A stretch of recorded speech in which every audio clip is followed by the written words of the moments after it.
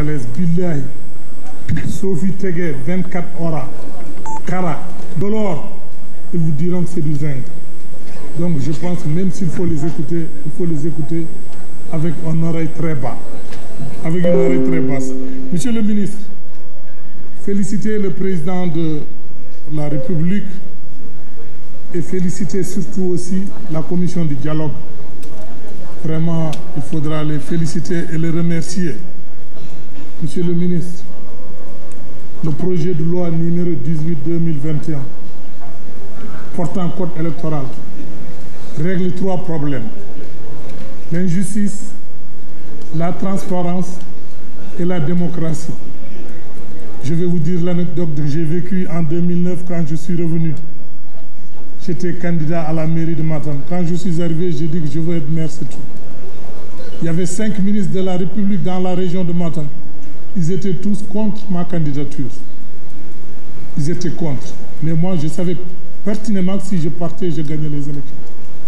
Et le président Abdoulaye Wade les a dépêchés pour venir me rencontrer pendant 48 heures à Matam.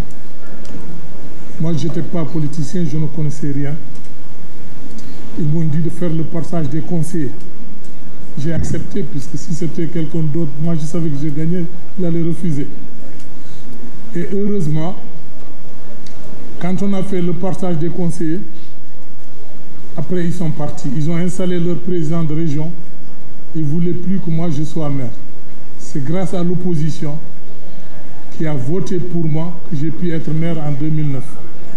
Et encore, j'avais aussi des conseils qu'ils ont achetés, puisque c'est à cause de ça que j'ai dit que ce projet de loi est tellement important, pour ne pas voter pour moi. Monsieur le ministre, en ce qui concerne les certificats de résidence, j'ai entendu parler beaucoup des certificats de résidence. Certificats de résidence compétence maire, d'après le code des collectivités territoriales, il faut les laisser dans les mains des maires. Puisqu'on a essayé, moi j'ai essayé de donner à certains délégués de quartier, il y a une problématique. Donc il faudra vraiment le laisser et respecter le code de collectivité territoriale. Monsieur le ministre, ne doivent pas être inscrits sur les listes électorales. Ce n'est ni Samba, ni Demba, c'est le code électoral qui l'autorise. Donc ça, il faut que ça soit clair. Ce n'est ni le président, ni quelqu'un d'autre, mais c'est le code qui dit que telle personne, du moment qu'il a ces problématiques-là, ils n'ont pas le droit de s'inscrire. Et c'est ça que le pays a trouvé, donc on le respecte. Monsieur le ministre, dialoguer, c'est bien, mais un dialogue sournois, comme font les gens de l'opposition, je pense que c'est honteux.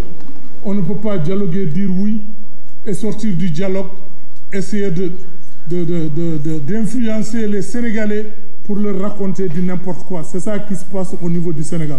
Donc vraiment, il faudra essayer de voir. Dialoguer, c'est bien, mais la coalition Benno, nous sommes prêts, Inch'Allah. On va aller aux élections au mois de janvier. Actuellement, nous possédons 537 maires sur les 557. Et nous possédons aussi 40 présidents de département sur les 42. Je pense que les élections là, en 2022, Inch'Allah, il faudra juste laisser 7 maires et puis 7 maires de brousse pour l'opposition. Sinon, on dira qu'au Sénégal, il n'y a pas de démocratie. Je vous remercie. Je vous remercie. La parole est à notre collègue Aliou Kébé. Après lui sera notre collègue Marisol Ndiaye.